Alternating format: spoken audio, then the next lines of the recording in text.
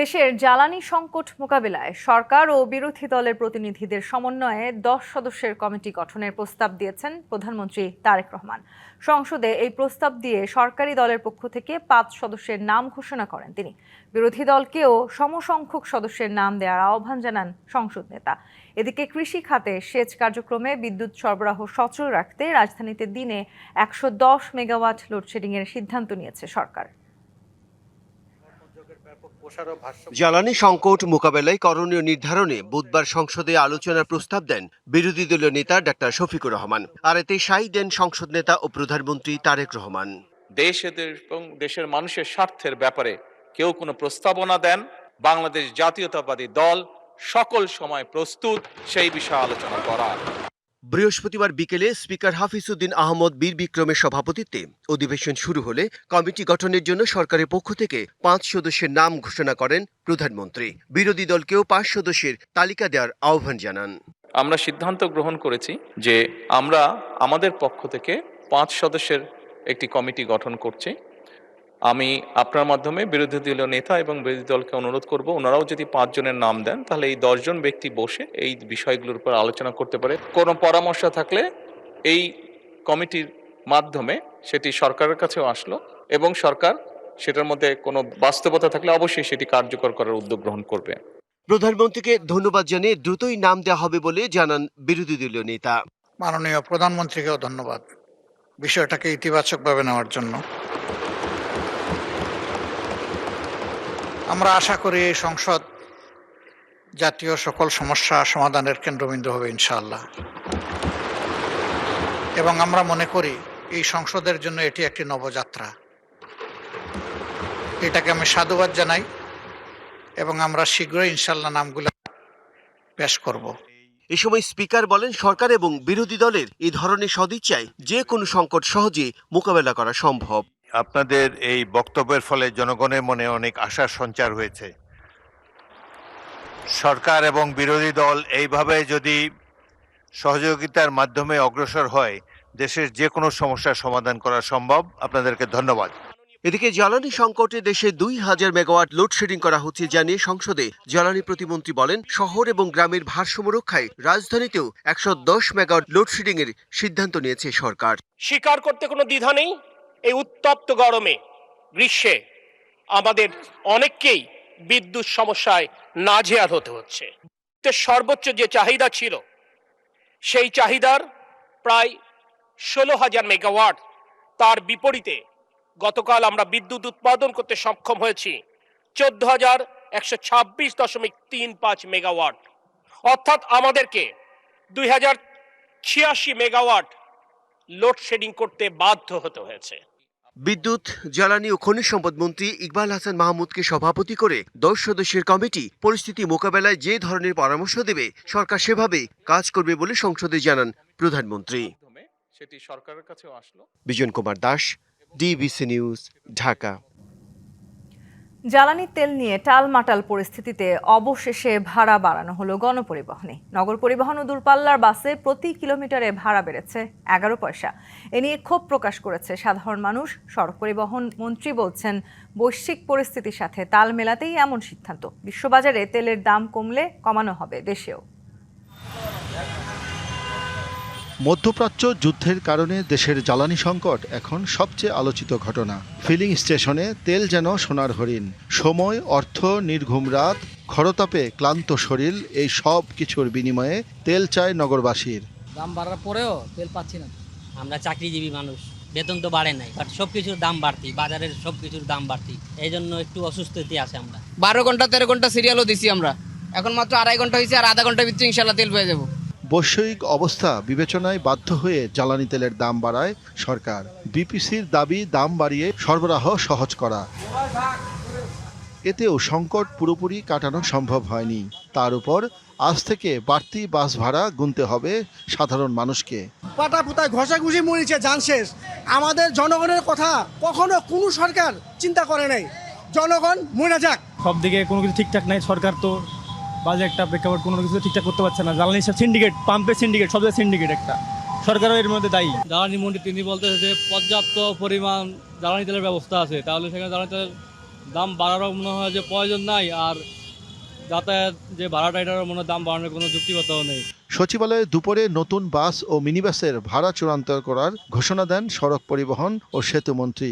আমাদের আগেই একটা ফর্মুলা আছে যে তেলের দাম বাড়ার সাথে সাথে কতটুকু সমন্বয় হবে ভাড়া, তার একটা ফরম্যাট আছে। জনস্বার্থ বিবেচনা করে আমরা সরকার এইখানে আমরা সিদ্ধান্ত নিতে সক্ষম হয়েছি যে পার কিলোমিটার ঢাকা এবং চট্টগ্রাম মহানগরে 11 পয়সা বাড়বে। আন্তজেলা যেখানে 52 সিটের গাড়ি আছে সেখানেও পার কিলোমিটার 11 পয়সা বাড়বে। আর ঢাকা ও চট্টগ্রাম মহানগরে বাস ও মিনিবাসের ভাড়া প্রতি কিলোমিটারে 2 টাকা 42 পয়সা থেকে বেড়ে হয়েছে 2 টাকা 53 পয়সা। ঢাকা চট্টগ্রাম মহাসাগর আপনার সিটি কর্পোরেশন এরিয়ায় এখন মনে হয় 2 টাকা 42 পয়সা আছে পার কিলোমিটার, সেটা 11 পয়সা যুক্ত হয়ে 2.53 টাকা আপনার হবে, তাতে 4.45% বাড়ছে। তবে মন্ত্রী আশা জাগিয়ে বলেন, বৈষয়িক জ্বালানি তেলের দাম আর সরবরাহ সহজ করা হলে দেশেও কমানো হবে। শাহ ইমন, ডিবিসি নিউজ, ঢাকা। কারিগরি ত্রুটির কারণে দিনাজপুরের বড়পুকুরিয়া তাপবিদ্যুৎ কেন্দ্রের উৎপাদন বন্ধ হয়ে গেছে। কোল মিল ভেঙে যাওয়ায় বর্তমানে দেশে প্রথম কয়লাভিত্তিক এই তাপবিদ্যুৎ কেন্দ্রটিতে উৎপাদন পুরোপুরি বন্ধ রয়েছে। বিকেলে বড়পুকুরিয়া তাপবিদ্যুৎ কেন্দ্রের প্রধান প্রকৌশলী আবু বকর সিদ্দিক বিষয়টি নিশ্চিত করেছেন। বুধবার রাত 10টার দিকে বিদ্যুৎ কেন্দ্রটির প্রথম ইউনিটের 4টি কোল মিলের মধ্যে 2টি কোল মিল ভেঙে যায়। এতে ইউনিটটি পুরোপুরি বন্ধ হয়ে যায়। কয়লাভিত্তিক এই তাপবিদ্যুৎ কেন্দ্রটির 2টি ইউনিট আগে থেকেই বন্ধ ছিল। এটি মেরামত করতে 4 থেকে 5 দিন সময় লাগবে। 28 এপ্রিল পর্যন্ত দেশে বিদ্যুৎ নিয়ে ভোগান্তি থাকবে। শহর ও গ্রামের মধ্যে লোডশেডিং এর সমন্বয়ের উদ্যোগ নেওয়া হয়েছে। দুপুরে সচিবালয়ে বিদ্যুৎ, জ্বালানি ও খনিজ সম্পদ মন্ত্রণালয়ের সংবাদ সম্মেলনে এই কথা জানান বিদ্যুৎ বিভাগের যুগ্ম সচিব উম্মে রেহানা। তিনি আরও বলেন, চাহিদার তুলনায় দেশে প্রায় 3000 মেগাওয়াট বিদ্যুৎ কম উৎপাদন হচ্ছে। মধ্যপ্রাচ্যে যুদ্ধে জ্বালানি সংকট এবং আদানি সহ বেশ কয়েকটি বিদ্যুৎ উৎপাদন ইউনিটে যান্ত্রিক ত্রুটির কারণে উৎপাদনও বাড়ানো যাচ্ছে না। তবে মে মাসের শুরুর দিকে বিদ্যুৎ নিয়ে ভোগান্তি কমে আসবে বলে আশার কথা জানান যুগ্ম সচিব। রাজধানীতে এখনও লোডশেডিং করা হচ্ছে না উল্লেখ করে উম্মে রেহানা জানান, পর্যাপ্ত জ্বালানি পেলে বিদ্যুৎ উৎপাদন পূর্ণ মাত্রায় করা সম্ভব।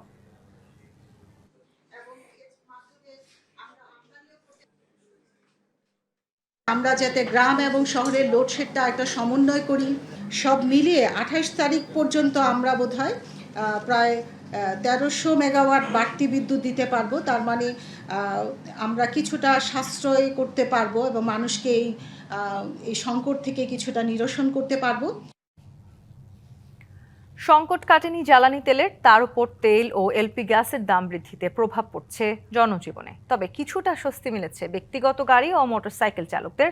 ফিলিং স্টেশনে দীর্ঘ লাইন একটু ছোট হয়েছে, এখন অনেকেই পাচ্ছেন তেল। দাম বাড়ানোর পর রাজধানীতে কমতে শুরু করেছে তেলের জন্য দিনরাত অপেক্ষার দীর্ঘ লাইন। দাম বাড়া কিছুটা চাপ কমেছে, তবে অকটেন নাই, অকটেনে গাড়ি আসলে তারপর দেওয়া শুরু করবে। তবে কয়েকটি পাম্পের সামনে দেখা গেছে রাত থেকেই সিরিয়াল দিয়ে রেখেছেন অনেকে। সকাল থেকে তেল সরবরাহ না করায় গাড়ির সিরিয়াল বাড়তে শুরু করেছে। তবে বাইকারদের মধ্যে রয়েছে মিশ্র প্রতিক্রিয়া। হঠাৎ তেলের দাম বৃদ্ধিতে বিপাকে পড়েছেন বেসরকারি চাকুরিজীবীরা। রাত্রে 8:30 বাজে সিরিয়াল দিয়েছি, এখন পর্যন্ত সিরিয়াল আছে। এখন সকাল 8:30 বাজে, তেল দিবে মনে হয় 10টার পরে। গাড়ির ভিতরে ঘুম নাই চোখে, অফিসের ডিউটি, অনেক চাপ আর কি। পাম্প কর্তৃপক্ষ বলছেন দাম বাড়ায় কিছুটা হলেও চাপ কমেছে। কমে না বললে ভুল হবে, কিছুটা কমছে আগের সাথে। আপনার অকটেন থাকে, কিছু থাকে, তারপরে আপনার ওই যে ঝামেলা করে, তো এই জন্য আমরা ফুল গাড়ি আমাদের আসার পরে তারপর অকটেন ডেলিভারি দিই। তবে তেলের পাম্পের দীর্ঘ লাইনের জন্য বিভিন্ন সড়কে যানজটও দেখা গেছে। তুষার আহমেদ, ডিবিসি নিউজ, ঢাকা।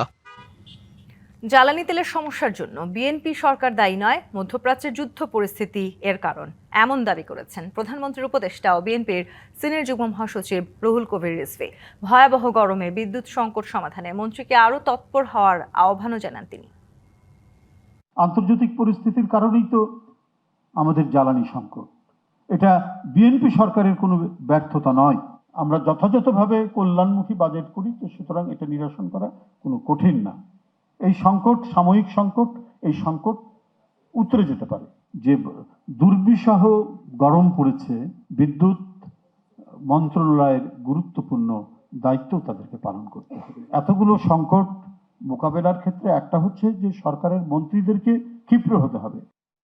রাজশাহী ও খুলনা বিভাগ সহ ২৭ জেলার উপর দিয়ে বয়ে যাচ্ছে তাপপ্রবাহ। ৩ দিন ধরে দেশের সর্বোচ্চ তাপমাত্রা রাজশাহীতে, আশেপাশের জেলাগুলোতে মৃদু থেকে মাঝারি তাপপ্রবাহ বয়ে যাচ্ছে। প্রচণ্ড গরমের মাঝে দিনভর বিদ্যুতের আসা যাওয়ায় জীবন অতিষ্ঠ হয়ে উঠছে। বেলা ১১টা বাজতেই সূর্যের প্রখর তেজ, বাতাসে বয়ে যাচ্ছে আগুনের হলকা। গরমে রাজশাহীর পদ্মাপাড়ের জনজীবনে যখন হাঁসফাঁস, তখন ইটপাথরের নগরের অবস্থা আরও বেগতিক। আখের রস আর ঠান্ডা পানিতে শীতল হওয়ার চেষ্টা। খুব গরম, সারাদিনই গরম, গরমে খুব অস্থির হয়ে আছি, কাজকাম করা যাচ্ছে না। গা হাত পা চিটমিট করছে, বৃষ্টি নাই অনেক দিন হলে মনে হয় ভালো হয়, আর বাচ্চা কাচ্চারে আরও সমস্যা বেশি হচ্ছে। প্রচণ্ড গরমের মাঝে দিনভর চলছে বিদ্যুতের আসা যাওয়ার খেলা। সব মিলিয়ে জনজীবন অতিষ্ঠ হয়ে উঠেছে। রাতের বেলা দেখা যাচ্ছে ঘুমাতে যাই, সেই সময় দেখা যাচ্ছে অনেক সময় কারেন্ট চলে যাচ্ছে, সেই সময় ভাই আরও গরম বেশি। লোডশেডিং তো বাড়ছে, আর গরমটা তো স্বাভাবিক যেভাবে থাকে তার থেকে বেশি লাগছে। গরম প্রচুর, ছেলেপেলেদের খুব কষ্ট। পাবনায় প্রচণ্ড গরমে খুব প্রয়োজন ছাড়া কেউ ঘরের বাইরে বের হচ্ছেন না। পাশাপাশি বিদ্যুৎ না থাকায় কাজের পরিবেশও হয়ে উঠেছে কঠিন। গাছের ছায়ায় সময় কাটাচ্ছেন অনেকে। গরমে তো শরীর দুর্বল হয়ে যাচ্ছে, হাঁটতে উঠতে লাগলে হাফ আসি যাচ্ছে। কারেন্ট থাকে না, আমাদের কারেন্ট বলে গেছে 1 ঘন্টা থাকবে আর 1 ঘন্টা থাকবে না, তাহলে আমরা কি করে বাঁচবো? আমার যে গরম, আমরা তো কামই করতে পারতেছি না। আকাশে মেঘের চিহ্ন নেই। সূর্য যখন মধ্য গগনে, চুয়াডাঙ্গায় খোলা জায়গায় কাজ করা প্রায় অসম্ভব হয়ে পড়ে। তাপপ্রবাহে বেশি ভোগান্তি হচ্ছে রিক্সা, ভ্যান চালক ও মাঠে কাজ করা কৃষকের। আমরা তো গাছতলা টলে একটু বসতে পারি, মাঠে ঘাটে, মা বোনেরা খুবই বিপদে পড়েছে। স্থানীয় আবহাওয়া অফিস জানিয়েছে, আগামী কয়েকদিন এই অঞ্চলে তাপমাত্রা একই রকম থাকতে পারে। মেহেরপুরে তাপপ্রবাহে ওষ্ঠাগত জনজীবন। তপ্ত রোদ উপেক্ষা করে তেলের লাইনে দাঁড়িয়েছেন অনেকে। লোডশেডিং নিয়েও ক্ষোভ প্রকাশ করেন স্থানীয়রা। দিনাজপুরেও চলছে তাপপ্রবাহ। গরমের মধ্যে বিদ্যুতের ঘন ঘন লোডশেডিং ভোগান্তি বাড়িয়েছে বহুগুণ। এই গরমে স্বস্তির খবর নেই আবহাওয়া অফিসে। চলমান তাপপ্রবাহ অব্যাহত থাকতে পারে আরও কয়েকদিন, বাড়তে পারে ব্যাপ্তিও। Habibur Rahman, DBC news desk. সংরক্ষিত আসনে বিএনপি জোটের ৩৬ প্রার্থীর সবার এবং স্বতন্ত্র সুলতানা জেসমিনের মনোনয়ন বৈধ ঘোষণা করেছে নির্বাচন কমিশন। তবে জামায়াত জোটের ১৩ প্রার্থীর মধ্যে এনসিপির মনিরা শারমিনের মনোনয়ন বাতিল হয়েছে। বৃহস্পতিবার সকাল 10টায় আগারগাঁও নির্বাচন ভবন অডিটোরিয়ামে দ্বিতীয় দিনের মতো শুরু হয় সংরক্ষিত নারী আসনে মনোনয়নপত্র যাচাই বাছাইয়ের কাজ। কাগজপত্রে ত্রুটি না থাকায় বিএনপি জোটের ৩৬ প্রার্থীর সবার মনোনয়ন বৈধ ঘোষণা করেন রিটার্নিং কর্মকর্তা। সংরক্ষিত মহিলা বিএনপি এবং তার জোট, তাদের আজকে বাছাই পর্ব ছিল এবং এই বাছাই পর্বতে আজকে সকলেই এখানে উত্তীর্ণ হয়েছে। কাজে আজকে একটা, আমি বলবো, আমাদের সকলের একটা আনন্দের দিন। আমাদের নারীরা যেন এই রাষ্ট্র পরিচালনার প্রত্যেকটি সেক্টরে যেন নারীরা তাদের অবস্থান তৈরি করতে পারে এবং সিদ্ধান্তের টেবিলে নারীর অবস্থান যেন শক্ত অবস্থান থাকে। স্বতন্ত্র জোট থেকে একটি দেওয়া হয়েছিল, সেটি বাছাই অন্তে এটি গৃহীত হয়েছে। আর বিএনপি এবং জোট থেকে ৩৬ জনের একটি তালিকা দেওয়া হয়েছিল, ৩৬ জনের তালিকা এটা গৃহীত হয়েছে। এর আগে বুধবার জামাত জোটের ১৩ প্রার্থীর মধ্যে ১২ জনের মনোনয়নপত্র বৈধ ঘোষণা করে ইসি। তবে সরকারি চাকরি ছাড়ার ৩ বছর আগে প্রার্থী হওয়ায় বাতিল করা হয়েছে এনসিপির মনিরা শারমিনের প্রার্থিতা। ইসির এ সিদ্ধান্তের বিরুদ্ধে আপিল করবেন তিনি। বাংলাদেশ কৃষি ব্যাংকের ১০ম গ্রেডের একজন কর্মকর্তা ছিলাম আমি, তো সেই জায়গা থেকে এই চাকরির বিধান, যেটি আসলে যে আইনে আসলে ৩ বছরের একটা বারের কারণে এটি বাতিল হলো, সেটার সাথে কোনোভাবেই সামঞ্জস্যপূর্ণ না। আজকের পরে আমি চাই যে আমার আসলে এখানে একটা আপিল করব এবং এটার একটা শুনানির একটা সুযোগ আমি চাই। ত্রয়োদশ সংসদে সংরক্ষিত ৫০ আসনে বিএনপি জোটের ৩৬ প্রার্থী, জামাত জোটের ১৩ আর স্বতন্ত্র সুলতানা জেসমিন মনোনয়নপত্র জমা দেন। তফসিল অনুযায়ী আপিল আবেদন ২৬শে এপ্রিল, পরের 2 দিন নিষ্পত্তি, আর ভোট হবে ১২ই May. Humaira Faruqui, DBC news, Dhaka. 16 December অথবা নতুন বছরের শুরুতে শাহজালাল বিমানবন্দরে 3rd টার্মিনাল চালুর সিদ্ধান্ত নিয়েছে সরকার। সকালে সচিবালয়ে প্রধানমন্ত্রীর সঙ্গে বৈঠক শেষে এই কথা জানান বেসামরিক বিমান পরিবহন ও পর্যটন প্রতিমন্ত্রী এম রশিদুজ্জামান মিল্লাত। জানান, যে কোনো মূল্যে বিমানকে লাভজনক প্রতিষ্ঠানে রূপ দিতে নির্দেশ দিয়েছেন প্রধানমন্ত্রী। 30 এপ্রিলের মধ্যে বোয়িং থেকে 14টি বিমান কেনা এবং কিছু বিমান লিজ নেওয়ার ব্যাপারে কাজ চলমান বলেও জানান প্রতিমন্ত্রী। আমাদের প্রায় কমপ্লিট হয়েছে, কিছু কাজ বাকি আছে, শুধুমাত্র রানওয়েটা, এটাও প্রায় শেষ। খুব শিগগিরই আমরা এটা ওপেন করতে পারি, হয়তো আমাদের বাজেট অধিবেশনের পরে আমরা এটা ডেট ফিক্স করব, তারপরে এটাকে ওপেন করব। এবং আমরা ফ্লাইটগুলো চালাবো, আমাদের অনেকগুলি রুট আছে খালি, এই স্লটগুলি আমরা যদি সম্পূর্ণ ফিল আপ করতে পারি, বিমান একটা বিশাল প্রফিট করতে পারে। মঙ্গলবারের মধ্যে সুপ্রিম কোর্টে ভার্চুয়াল বিচার কাজ প্রত্যাহারের সিদ্ধান্ত না এলে কালো পতাকা সহ অবস্থান কর্মসূচির ঘোষণা দিয়েছেন আইনজীবীরা। সুপ্রিম কোর্ট প্রাঙ্গণে বিক্ষোভ মিছিলের পর এই কর্মসূচি ঘোষণা করেন তারা। এ সময় তারা জানান, অনলাইনে বিচার কাজের কারণে স্বাভাবিক সময়ের তুলনায় কম মামলা নিষ্পত্তি হচ্ছে। পাশাপাশি এজলাসে সাংবাদিকদের প্রবেশাধিকারে নিষেধাজ্ঞা দেওয়ার সমালোচনাও করেন আন্দোলনকারীরা। এর আগে 20 এপ্রিল জ্বালানি সংকটে প্রতি সপ্তাহের বুধ ও বৃহস্পতিবার সুপ্রিম কোর্টে ভার্চুয়াল বিচার কাজ পরিচালনার সিদ্ধান্ত দেয় সুপ্রিম কোর্ট। গতকাল বিভিন্ন মামলার শুনানি হয়েছে 700, 21 তারিখে হিয়ারিং হয়েছে 2000-এর অধিক। ভার্চুয়াল কোর্টে অসংখ্য সময় নষ্ট হচ্ছে, আসলে কাজ করছে না, বিদ্যুৎও সেভ করছে না, জ্বালানি তেলও সেভ করছে না, শুধুমাত্র বিচার প্রক্রিয়াকে ব্যাহত করছে। এই প্রেক্ষিতে আমাদের দাবি থাকবে কালো পতাকা সহ আমরা 28 তারিখ অবস্থান ধর্মঘট শুরু করব। পশ্চিমবঙ্গে বিধানসভা নির্বাচনের প্রথম দফার ভোট গ্রহণ শেষ হয়েছে। রাজ্যের 16টি জেলার 152টি আসনে ভোটাধিকার প্রয়োগ করেছেন 3.5 কোটিরও বেশি মানুষ। নজিরবিহীন নিরাপত্তার চাদরে মুড়ে ফেলা হয় গোটা রাজ্যকে। তবে কড়াকড়ির মধ্যেই রাজ্যের বেশ কয়েক জায়গায় হামলা, ভাঙচুর, ইভিএমে গোলযোগের খবর পাওয়া গেছে। পশ্চিমবঙ্গে 294টি আসনের মধ্যে প্রথম দফায় নির্বাচন হচ্ছে 152টি আসনে। 2001 সালের পর এই প্রথম এত কম দফায় নির্বাচন দেখছে পশ্চিমবঙ্গ। তাই এবারের ভোট রাজনৈতিক দিক থেকেও অত্যন্ত তাৎপর্যপূর্ণ। কোচবিহার, দার্জিলিং, মালদা থেকে শুরু করে পুরুলিয়া, বাঁকুড়া, মুর্শিদাবাদ সহ মোট 16টি জেলায় সকাল থেকেই কেন্দ্রে কেন্দ্রে দেখা গেছে ভোটারদের ভিড়। প্রথম দফায় ভাগ্য নির্ধারণ হচ্ছে 1478 প্রার্থীর। এর মধ্যে কোচবিহার দক্ষিণ এবং ইটাহারা কেন্দ্রে লড়ছে 15 জন করে প্রার্থী। 152টি আসনে মোট ভোটার সংখ্যা 3,60,77,171 জন। সকাল সকাল এই অতিরিক্ত গরমের জন্য সকাল সকাল ভোট দিতে চলে এলাম। ভোটটা দিলাম, দেখে নাও ভোট দিয়েছি বাবা। যেই আসুক, নারী নিরাপত্তাটা বেশি করুক।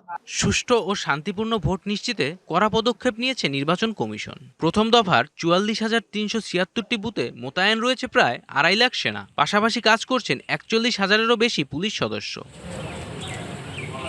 তবে এত কড়াকড়ির মধ্যেও এড়ানো যায়নি অপ্রীতিকর ঘটনা। সকাল থেকেই মুর্শিদাবাদের নওডায় বোমাবাজির অভিযোগ উঠেছে। শীতলকুচিতে এক বিজেপি নেতাকে মারধর ও ভাঙচুরের ঘটনায় ছড়িয়েছে উত্তেজনা। মাদারিহাটেও বিজেপি প্রার্থীর এজেন্টের উপর হামলার খবর মিলছে। নন্দীগ্রামেও 6 জন নেতাকে অ্যারেস্ট করার জন্য মমতার কথা এসটিএফ পাঠিয়েছিল, আমরা ঢুকতে দিই। চণ্ডীপুর থেকে এই গণতন্ত্র রক্ষার ডু অর ডাই লড়াইতে আমরা 1 ইঞ্চি জমি ছাড়ব না। মালদার মোথাবাড়ি বিধানসভার বালুয়াচড়া হাই স্কুলের ভোট কেন্দ্রে ইভিএম বিকলের জেরে ব্যাপক উত্তেজনা তৈরি হয়। ঘটে ধস্তাধস্তির ঘটনা। আমি গেছিলাম ভোট দিতে লাইনে, 7টা হলে ভোট শুরু হলো, যাই ভোট দিব সেই সময় মেশিন খারাপ। 152টি আসনের ফলাফল রাজ্যের রাজনৈতিক সমীকরণ কোন দিকে নিয়ে যায় সেটাই এখন দেখার বিষয়। DBC news desk. ঝালমুড়ি খাওয়াকে কেন্দ্র করে পশ্চিমবঙ্গে তৃণমূলের কটাক্ষের কড়া জবাব দিয়েছেন ভারতের প্রধানমন্ত্রী নরেন্দ্র মোদী। রাজ্যটির কৃষ্ণনগরে এক সভায় মুখ্যমন্ত্রী মমতা বন্দ্যোপাধ্যায়ের সমালোচনা করেন তিনি। 19 এপ্রিল পশ্চিমবঙ্গের ঝাড়গ্রামে রাস্তার পাশের দোকান থেকে ঝালমুড়ি খেয়েছিলেন প্রধানমন্ত্রী। সেই ভিডিও ভাইরাল হতেই মমতা বন্দ্যোপাধ্যায় একে সাজানো নাটক বলে কটাক্ষ করেন। প্রতিক্রিয়া এবার মোদী বললেন, ঝালমুড়ি খেলেন তিনি, কিন্তু সেই ঝাল লেগেছে তৃণমূলের গায়ে। দলটির রক্তচাপও যেন বেড়ে গেছে। তিনি দাবি করেন, তৃণমূল এখন তুচ্ছ বিষয়েও ভয় পাচ্ছে। 4 মে ভোটের ফলাফলের দিন জয়ের পর আবারও ঝালমুড়ি খেয়ে উদযাপনের কথা জানান প্রধানমন্ত্রী নরেন্দ্র মোদী। হরমুজ প্রণালীতে ইরানের আইআরজিসির হাতে 3টি জাহাজে হামলার খবরে বিশ্ববাজারে বেড়েছে জ্বালানি তেলের দাম। বৃহস্পতিবার আন্তর্জাতিক বাজারে ব্রেন্ট ক্রুড তেলের দাম ব্যারেল প্রতি $5 বেড়ে $103 কাছাকাছি অবস্থান করছে। অন্যদিকে যুক্তরাষ্ট্রের স্থানীয় বাজারে প্রতি ব্যারেলের দাম $94 ছাড়িয়েছে। হামলার আগে যা ছিল প্রায় $89.5। গত মঙ্গলবার ট্রাম্প ইরানের সঙ্গে চুক্তির স্বার্থে যুদ্ধবিরতির মেয়াদ বৃদ্ধির ঘোষণা দেওয়ার পর থেকেই তেলের দাম বাড়তে শুরু করে। সবশেষ হামলায় 2টি জাহাজ জব্দের ঘটনায় তেলের বাজারে আবারও বেড়েছে অস্থিরতা। 2 বছর 14 মাস 10 দিন পর ওয়ানডেতে সেঞ্চুরি দেখা পেলেন নাজমুল শান্ত। ওয়ানডে ক্যারিয়ারে চতুর্থ হাফ সেঞ্চুরি করলেন টাইগার ব্যাটার নাজমুল হাসান শান্ত। চট্টগ্রামের বীরশ্রেষ্ঠ ফ্লাইট লেফটেন্যান্ট শহীদ মতিউর রহমান স্টেডিয়ামে নিউজিল্যান্ডের বিপক্ষে 105 রানের ইনিংস খেললেন এই ব্যাটার। 3 অঙ্কের ম্যাজিক ফিগার স্পর্শ করতে শান্ত খেলেছেন 119 বল। নিউজিল্যান্ডের বিপক্ষে দলের বিপর্যয়ে হাল ধরে নিজের নামের পাশে বসালেন 3 অঙ্কের ম্যাজিক ফিগার। দলকে নিয়ে গেলেন সেফ জোনে। বলা হচ্ছে টাইগার ব্যাটার নাজমুল হোসেন শান্তর কথা। এই ব্যাটারের লাকি গ্রাউন্ড চট্টগ্রামের বীরশ্রেষ্ঠ ফ্লাইট লেফটেন্যান্ট শহীদ মতিউর রহমান স্টেডিয়াম। বছর 2 আগেও এই মাঠে ওয়ানডে সেঞ্চুরি করেছিলেন শান্ত, সেই একই গ্রাউন্ডে আরেক শতক। সাগরিকায় শান্ত যখন ব্যাট হাতে আসেন ক্রিজে, তখন দলের অবস্থা শোচনীয়। 3 উইকেটে 32 রান নিয়ে ধুঁকছিল স্বাগতিক স্কোরবোর্ড। সেখান থেকেই পিচের অবস্থা বুঝে ধীর গতির শুরু। প্রথম 50 রানের জন্য শান্ত খেললেন 70 বল। উইকেটের চারপাশে হাঁকিয়েছেন 4 বাউন্ডারি আর একটা ওভার বাউন্ডারি।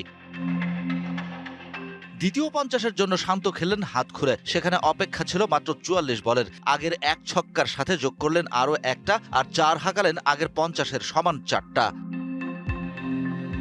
2024 সালে শ্রীলঙ্কার বিপক্ষে সাগরিকায় 122 রানে অপরাজিত ইনিংস খেলেন শান্ত। ক্যারিয়ারের বাকি 2 সেঞ্চুরির একটি 2023 সালের এশিয়া কাপে আফগানিস্তানের বিপক্ষে, অন্যটা একই বছরের বিশ্বকাপের সুপার লিগ পর্বে আয়ারল্যান্ডের বিপক্ষে 117 রানের।